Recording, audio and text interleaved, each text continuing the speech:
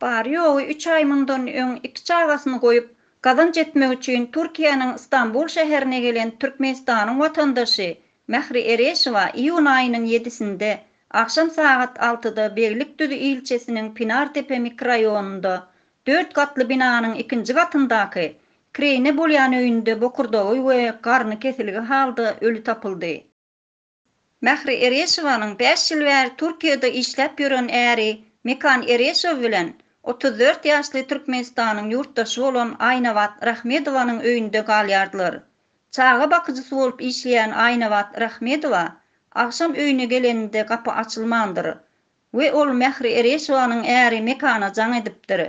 Öýe gelenlerinde bolsa, eýwanda banýanyň öňünde arkan ýatan bokurdagy we garny kesilen Mährini görýärler. Mekan Ereşow ilki tiz kömegi, soňra da polisiýa jaň edýär.